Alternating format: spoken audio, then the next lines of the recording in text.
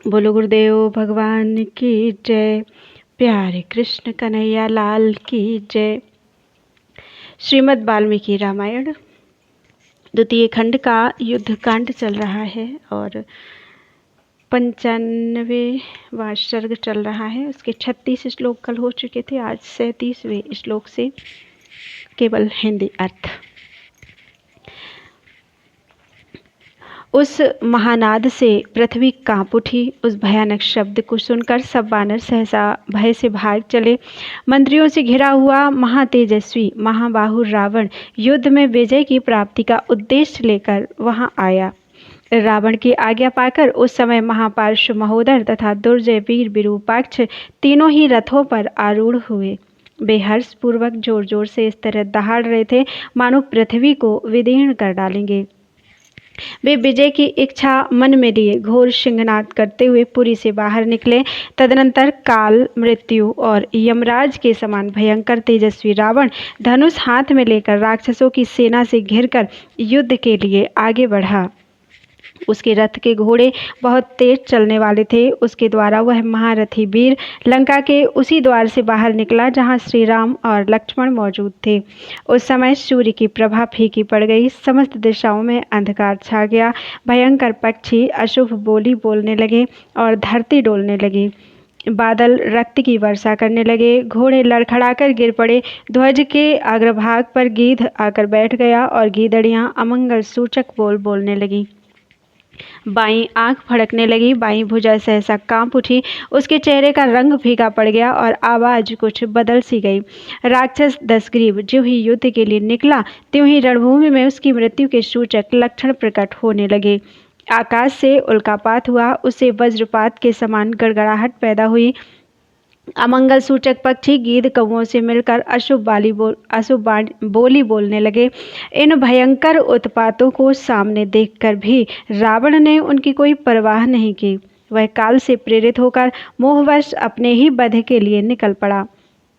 उन महाकाय राक्षसों के रथ का गंभीर घोष सुनकर वानरों की सेना भी युद्ध के लिए ही उनके सामने आकर डट गई।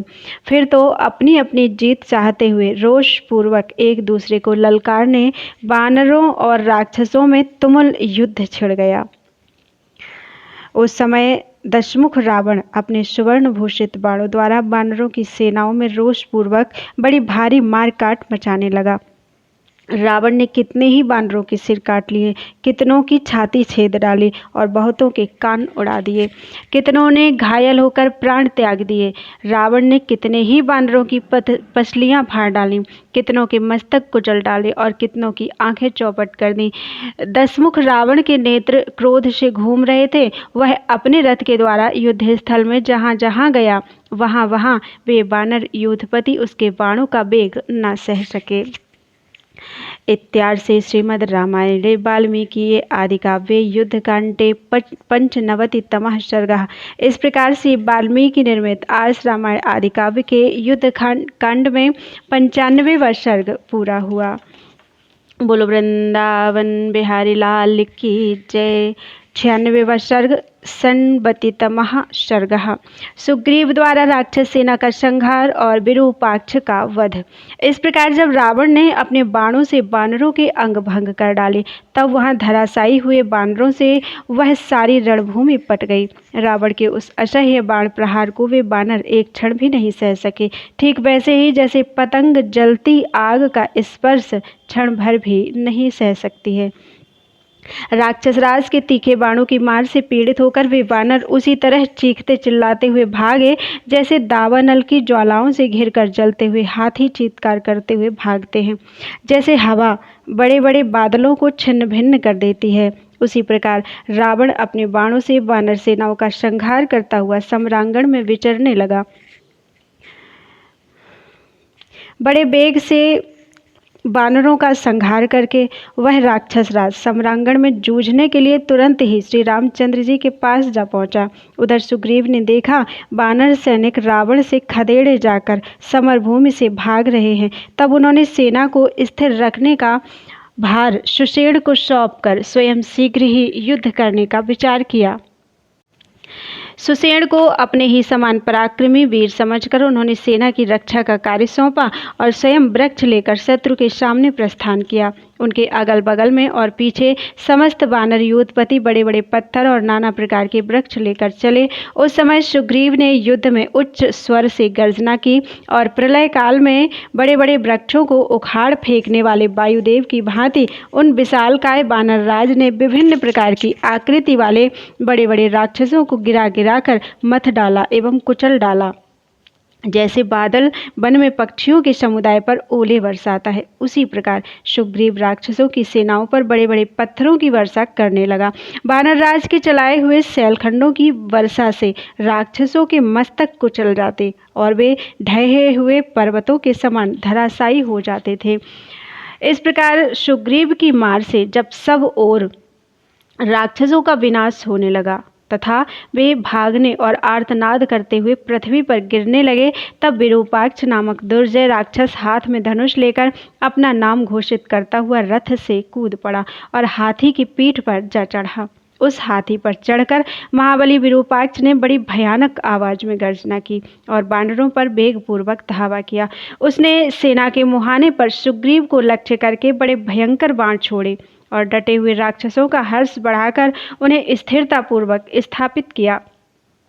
उस राक्षस के पैने बाणों से अत्यंत घायल हुए वानरराज सुग्रीव ने महान क्रोध से भरकर भीषण गर्जना की और विरूपाक्ष को मार डालने का विचार किया। सूरवीर तो वे थे ही, सुंदर ढंग से युद्ध करना भी जानते थे।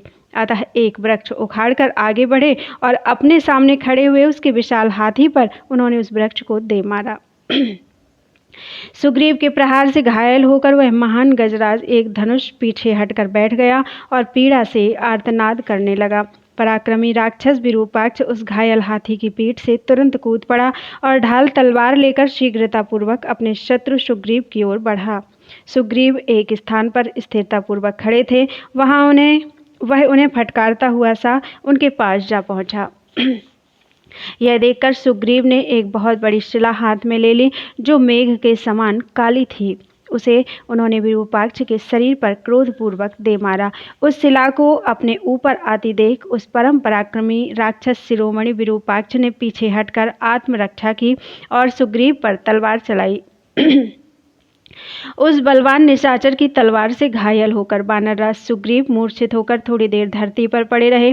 फिर सहसा उछलकर उन्होंने उस महासमर में मुट्ठी बांधकर विरूपाक्ष की छाती पर वेगपूर्वक एक मुक्का मारा। उनके मुक्के की चोट खाकर निशाचर विरूपाक्ष का क्रोध और बढ़ गया और उसने सेना के मुहाने पर उसी तलवार से सुग्रीव के कवच को काट गिराया। साथ ही उसके पैरों का आघात पाकर वे पृथ्वी पर गिर पड़े। गिरे हुए सुग्रीव पुनः उठकर खड़े हो गए और उन्होंने उस राक्षस को वज्र के समान भीषण शब्द करने वाले थप्पड़ से मारा।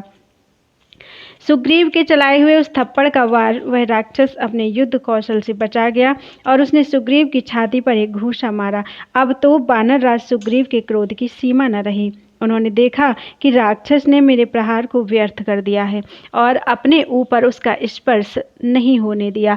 तब वे विरूपाक्ष पर प्रहार करने का अवसर देखने लगे। तदनंतर सुग्रीव ने विरूपाक्ष के ललाट पर क्रोधपूर्वक दूसरा महान थप्पड़ मारा, जिसका स्पर्श इंद्र के वज्र के समान दुस्सह था। उससे आहत होकर विरूपाक्ष पृथ्वी पर गिर पड़ा। उसका सारा शरीर खून से भीग गया और वह समस्त इंद्रिय गोलकों से उसी प्रकार रक्त वमन करने लगा जैसे झरने से जल गिर रहा हो। उस राक्षस की आंखें क्रोध से घूम रही थीं। वह फेन युक्त रुधिर में डूबा हुआ था। बानरों ने देखा विरूपाक्ष अत्यंत विरूपाक्ष अर्थात कुरूप नेत्र वाला और भयंकर हो गया है। खून से लथपथ होकर छटपटाता, करवटें बदलता तथा करुणाजनक आर्तनाद करता है। इस प्रकार वे दोनों वेगशाली बानरों और राक्षसों के सैन्य समुद्र मर्यादा तोड़कर बहने वाले दो भयानक महासागरों के समान परस्पर संयुक्त होकर युद्धभूमि में महान कोलाहल करने लगे।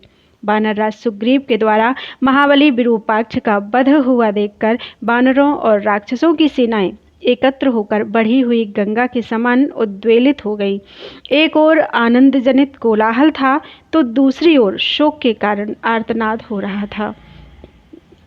इत्यार्षे श्रीमद् रामायणे वाल्मीकि आदिकाव्ये युद्धकांडे षण्णवति सर्गः। इस प्रकार श्री वाल्मीकि निर्मित आर्ष रामायण आदि काव्य के युद्ध कांड में 96वां सर्ग पूरा हुआ। बोलो वृंदावन बिहारी लाल की जय।